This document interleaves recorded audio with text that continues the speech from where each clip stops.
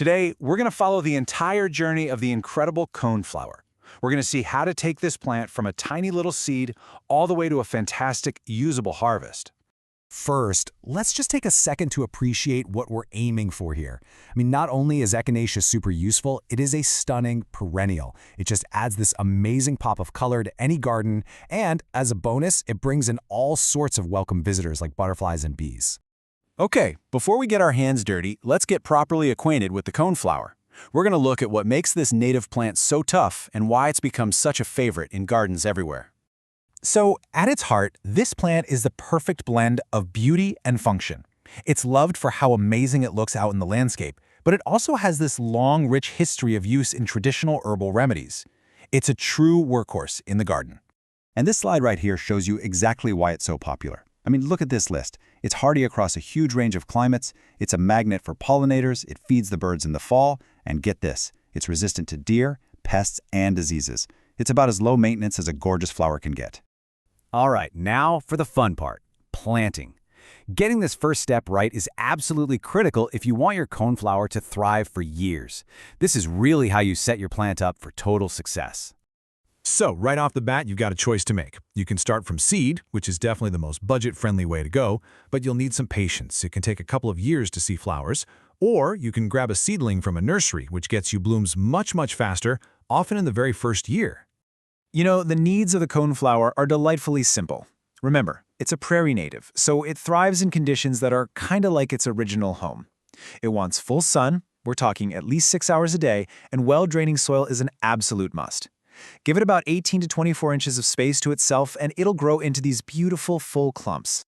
The planting process itself is really straightforward. You'll prep the soil, dig a hole a bit bigger than the root ball, and make sure the plant is sitting level with the ground. But listen, don't forget that last step. Watering it in really well right after planting is the key to helping those roots settle in and get established. All right, your coneflower is in the ground, so our journey now moves into the growing phase. And this is where a little bit of patience really pays off. And speaking of patience, seriously, don't be discouraged if you don't see a huge show of flowers in that first year, or even the second. The plant is just busy doing really important work underground, building up a strong, deep root system that's going to support it for years and years to come. One thing to always remember is that Echinacea doesn't like to be babied. Water it regularly that first season to get it started, but once it's established, it's incredibly drought tolerant. It's also best to just skip the fertilizer. Too much can actually cause weak stems. Simple things like snipping off the old flowers will encourage new ones, and just keep it weed-free while it's young. Easy does it. Okay, you've been patient, you've nurtured your plant, and now it's time for the reward. But when it comes to harvesting any part of the Echinacea plant, timing is absolutely everything. This is probably the #1 question people have, and it's a great one. Because whether you want cut flowers or seeds, or you're using it for remedies, the timing totally changes what you're going to get out of the plant. And honestly, this slide just says it all. You want to grab that flower when its energy is at its absolute peak, right after it has fully opened, but just before the petals start to fade. That picture in the middle, the optimal one, that's the sweet spot you're aiming for. Now, this timeline is so important because different parts of the plant are ready at totally different times. Starting in year 2, you can start harvesting flowers and leaves. If you want seeds, you'll wait until late fall of year 3 or even later.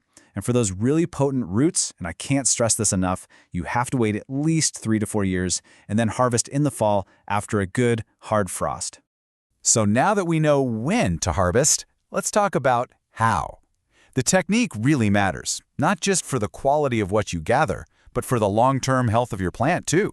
The key here is to harvest sustainably. The best way to think about it is like you're just making a bouquet.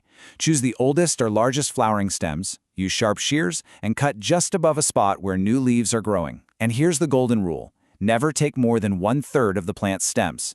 That ensures it has plenty of energy left to come back strong next year. Now, harvesting the roots, that's a whole different level.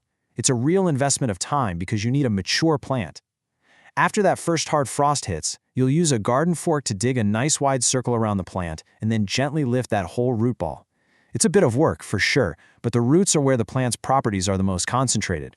And, this quote really gets to the heart of why so many of us do this. It's not just about what you make at the end, it's about connecting with the plant and that whole process in this really grounding, meaningful way. So, there you have it. We've walked through the entire journey from a simple seed to a mature, harvestable plant.